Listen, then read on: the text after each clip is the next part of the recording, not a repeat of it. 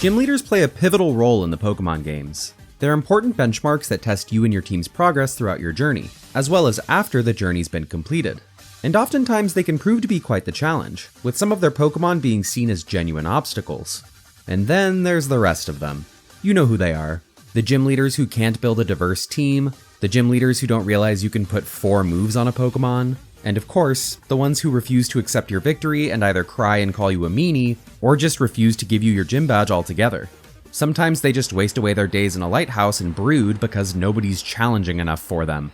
Newsflash, Minato, it's your job. You're the Hokage now.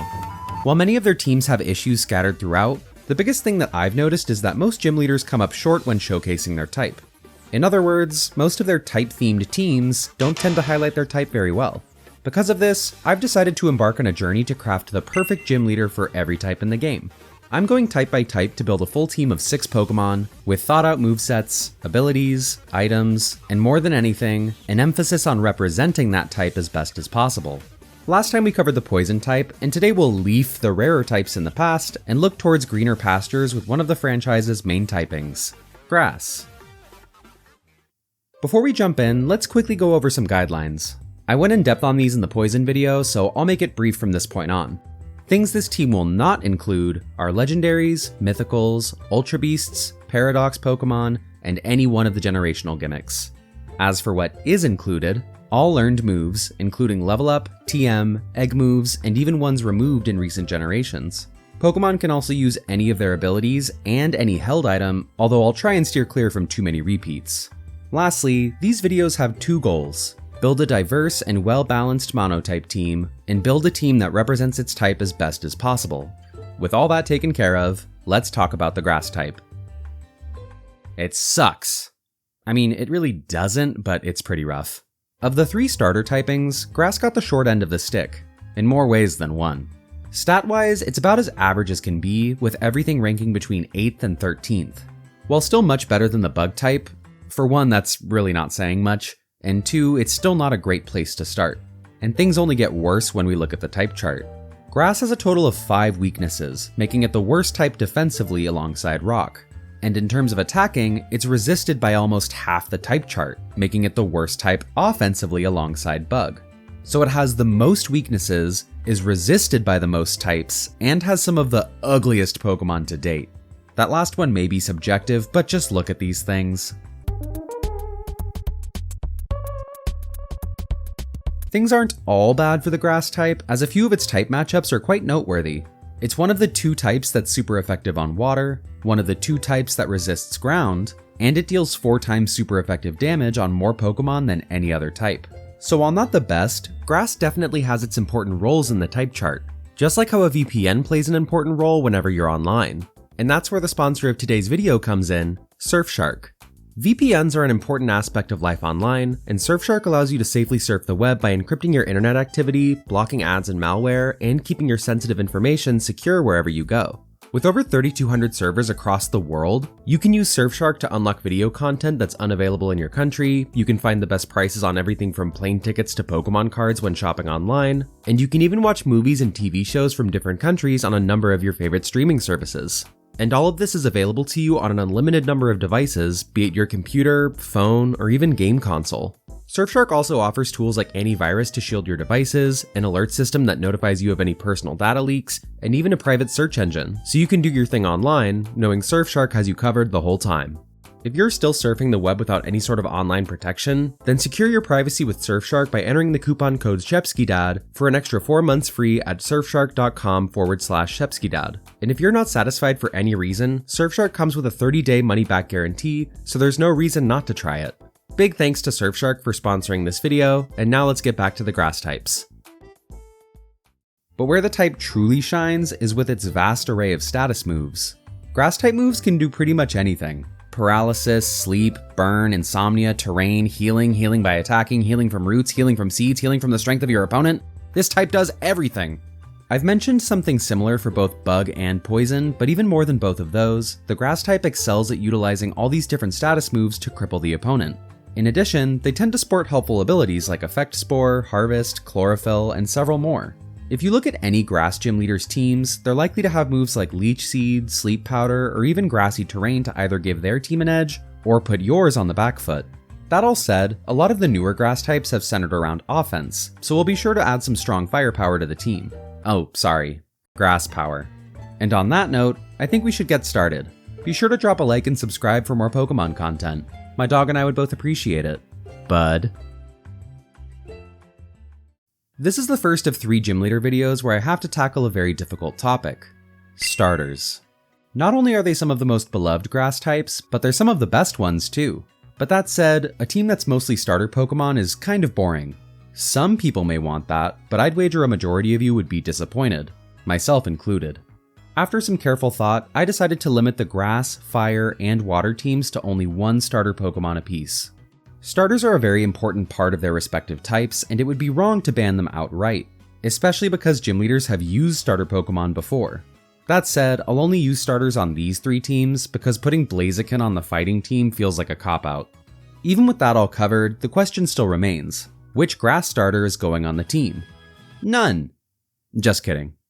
Our first team member is the drummer Pokemon, Rillaboom. Arguably one of the best performing grass Pokemon ever, Rillaboom makes for an amazing lead. Outside of Tapu Bulu, it's the only line to get the ability Grassy Surge, which sets up Grassy Terrain the moment it's sent out. Terrain is a type of field effect introduced in Generation 6, of which there are 4. Grassy, Electric, Psychic, and Misty. They all have their unique effects, but as for Grassy Terrain, it increases the power of Grass-type moves by 30%, restores 1/16 max HP to all grounded Pokemon each turn, and cuts the power of Bulldoze, Magnitude, and Earthquake in half. While this team won't be centered around Grassy Terrain, it definitely impacted the decision to include Rillaboom as the starter. Well, that and it's a solid Pokemon all around, with great attack, solid defenses, and a respectable base 85 speed. As for moves, Drum Beating is first, giving us reliable Grass Stab. Woodhammer is a great option for more power, especially since Grassy Terrain will heal us, but it's very gym leadery to run a Pokemon signature move, right? Next is High Horsepower. Ground covers a few of the types that Grass struggles with, and thankfully High Horsepower isn't weakened by the terrain like Earthquake is. Third is U-Turn. As our lead, Rillaboom benefits a ton from U-Turn, allowing us to swap out to whatever team member is best for the task at hand. And for the last move, I'd either go with Darkest Lariat for additional coverage, or Grassy Glide for priority. Between these two, I'd prefer the latter, as you'll see later on that this team will benefit a lot from priority. As for an item, Terrain Extender is a great way to make use of Grassy Surge, but if you'd rather something else, Assault Vest provides some extra bulk, making Rillaboom that much harder to take down. Funny enough, despite being our lead, I also think this would be our team's ace Pokemon. Starters just have this ace quality about them, and if you used U-Turn to switch out, you could very easily make Rillaboom the last team member sent out as well. Honestly, the only other thing I have to say about it is...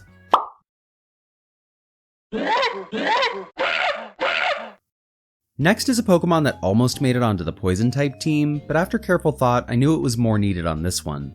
I'm talking about the Mushroom Pokemon, Amoonguss. Alright, let's get it out of the way. This fun guy has been a staple and competitive for a while now, and it's pretty easy to see why. Its stats may not look amazing, but its high HP helps it stay on the field longer than you may initially think. And for a defensive mon, its attacking stats aren't that terrible either. I mean, they're better than Glalie. Not to mention, it has the amazing ability Regenerator, healing 1/3 of its HP each time it switches out. And with its typing helping to mitigate some of Grass's weaknesses, overall Amoonguss makes for a solid defensive pivot. And it's able to do this very effectively with the move Spore. As the only 100% accurate sleep move, Spore is one of the greatest things the Grass type has in its arsenal. And of the few Pokemon that can use it, Amoonguss is arguably the best. Next on the moveset is Giga Drain, which restores a bit of HP. Fun fact, Grass is the only type with more than one HP draining move. Third is Sludge Bomb, rounding out our dual stab. And to finish it up, we can either go with Synthesis for longevity, Hex to take advantage of sleep, or even Foul Play. I would opt for Hex, as I'd rather not turn Amoonguss into a Synthesis stalling Shroom Ball, but you can't go wrong either way. All that's left is our item, Black Sludge, to keep us healthy, and we're done. I really don't have much more to say. Amoonguss is a pretty straightforward mon, but a great one nonetheless. Plus it kinda sounds like a squeaky toy.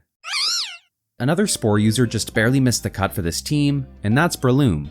3 great abilities in Effect Spore, Technician, and Poison Heal, a ridiculously high base 130 attack, and a ton of great moveset options. If it were to be on the team, a set with Spore, Substitute, Leech Seed, and Focus Punch would likely be my choice. Breloom can do so many things well, but this set can be a huge pain to deal with, especially if it's running Poison Heal and a Toxic Orb. Funny enough, this is literally a set Gardenia runs in BDSP. The only reason it didn't make the cut was its unfavorable defensive typing, but if any Pokemon was on deck for this team, it would definitely be this fun guy. Just like Amoonguss, our next team member also hails from Unova, is also a defensive Pokemon, and also annoys some people to no end. That would be the Thornpod Pokemon, Ferrothorn. Grass Steel is such an amazing type combo, bringing Grass's 5 weaknesses down to 2, although Fire becomes a 4 times weakness. But it's a worthy trade-off because it gets a total of 9 resistances. It's going to be quite the uphill battle to cover Grass's weaknesses, but Ferrothorn helps out immensely. And with some of the best stats you can ask for on a wall, there's not a single reason to not have it on this team. Ferrothorn capitalizes nicely on its high defense with its ability Iron Barbs, which deals damage back to the opponent when Ferrothorn is hit by a contact move.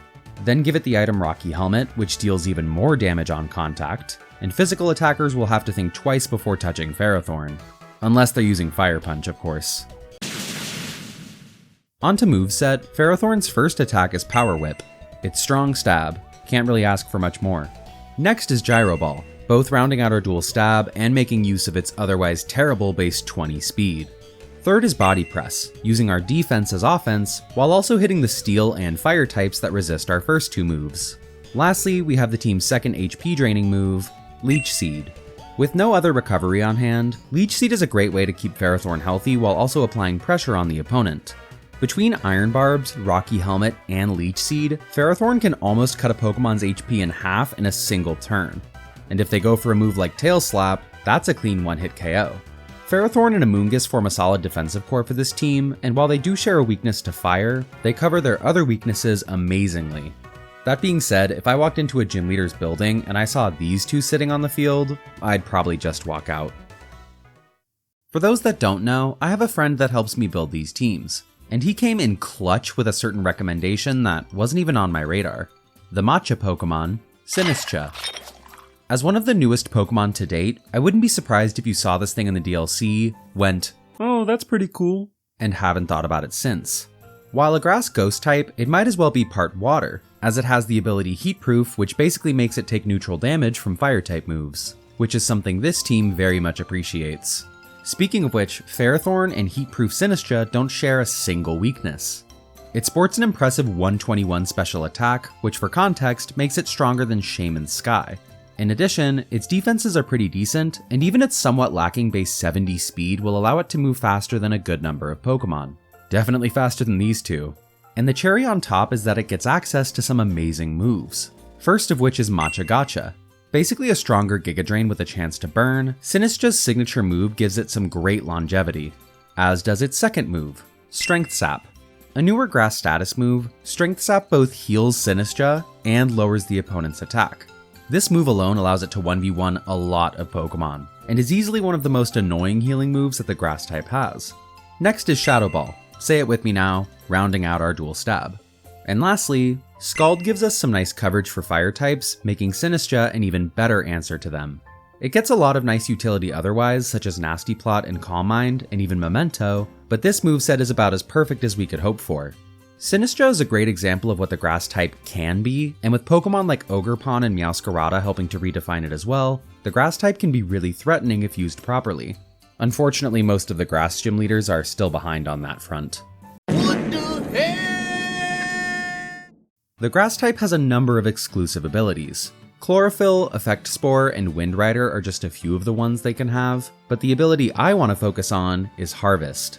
Introduced in Gen 5, Harvest gives the user a 50% chance to restore the berry they consumed at the end of each turn. This is primarily used with the Citrus Berry to continually restore the user's HP. And of all the Pokemon that can use this ability, I think the best one for us is the Olive Pokemon, Arboliva. Now some of you are probably wondering why I'm using Harvest as opposed to its signature ability Seed Sower that sets up the grassy terrain whenever it gets hit. This ability is great, and there'd be nothing wrong with choosing it instead, but as I mentioned earlier, I don't want this team to be hyper-focused on terrain just because we can. Plus, I think Harvest is just an amazing ability that's well worth highlighting, especially given Arboliva's stats. With solid bulk all around, Arboliva is likely to survive a number of hits, allowing it to cycle through its citrus berries and stay on the field much longer than it would with just Seed Sower. And while it's on the field, it can use its impressive base 125 special attack to launch off some powerful moves. The first of which is Energy Ball, giving us some strong grass stab. Giga Drain would be fine too, but it's better to make the most of Arboliva's high special attack. Next is Hyper Voice, which is really funny when you think about it because how does Arboliva scream? Third is Earth Power to hit Steel and Fire types, although Alluring Voice is a decent option instead. However, Alluring Voice means that Arboliva doesn't have anything for Steel types. While you may want to run both, I think the best final move for Arboliva is Substitute. This makes good use of our consistent harvest healing, and with just a little bit of setup, Arboliva can be a huge pain for an opponent to take down. It has plenty of other great moves, like Strength Sap, Leech Seed, and Encore, but I think sub 3 attacks is the best way to go. It may not be a great defensive option type-wise, but the offensive prowess it brings to the team is just too good to pass up. And if your opponent gets annoyed at this strategy, you could always settle their frustrations by extending an olive branch. One of the big things I focus on with these teams is mitigating weaknesses, as I don't want one Pokemon to come in and be capable of sweeping the team, and typically I can do quite well with this. But with Grass, it was damn near impossible. Even if I chose Pokemon solely for their typings, the team is destined to have a few big holes. Thus, the last slot is a struggle. Do I choose something to cover our weaknesses? Do I pick the best performing Pokemon I can? Or do I find something in the middle? While juggling these questions, a few Pokemon popped up on my radar. Cradily is one of the best defensive options we could hope for, as Rock and Grass covers a number of typings for the team, notably Fire and Flying. But after further thought, I realized another team might need Cradily more. Scovillain was another option, as it sports a nice typing and can also take advantage of Sun. But this isn't a Sun team, and therefore its talents would be pretty underutilized. Even Ludicolo almost made the team, partially because of its typing, and partially because of... But after a lot of back and forth, I'm torn between two final team members. The first of which is the Plasma Pokemon, Rotom-Mow. While it may not come to mind first when you think of Grass, Rotom-Mow's typing helps us out a ton with one type in particular, being Flying. Everything except Ferrothorn is weak to Flying, and more importantly, this team doesn't have a single move to hit them for super effective damage. Having a Rotom-Mow with Thunderbolt would be a great check. Add in Leaf Storm as its Grass Stab, Volt Switch for utility, which pairs nicely with Rillaboom's U-Turn, and Trick to get rid of the Choice Specs or Choice Scarf it'd be holding, and you have a nice offensive pivot for a final team member. It may not be the most powerful thing out there, but its stats are definitely pretty good, and it can hold its own quite well. That said, if you're not worried about flying types and want a Pokemon with a little more oomph, then you should go with the Apple Hydra Pokemon, Hydrapple. It may be much slower, but with better defenses and a higher special attack stat, Hydrapple can dish out some big damage. Between Energy Ball for Grass Stab, Fickle Beam, which has the chance to jump to 160 base power, and some combination of Earth Power, Hydro Pump, or even Nasty Plot, and you'll be keeping doctors away no problem. It even gets Regenerator alongside Amoonguss, making this team even harder to take down than it already was. And with a Life Orb in tow, it'll prove to be quite the threat. Of the two, I'd personally go for Rotom-Mow, as the flying weakness is too glaring for me to not worry about. But honestly, with a Grass-type team, you're bound to have a lot of weaknesses anyways, so f*** it. Pick whatever you want. Put Breloom on here. Who cares? You get a flying weakness, and you get a flying weakness, and you get a flying weakness, and you get a flying weakness. This was a very interesting team to put together. While trying to mitigate the Grass type's weaknesses was a bit of a headache, at the same time I think I put together one of the best looking teams to date. But after all, these are just my choices. Who would you put on a Grass type team? Let me know in the comments. I'm excited to see what y'all come up with. And as thanks for making it to the end of the video, here's a picture of my dog. Talk to y'all soon.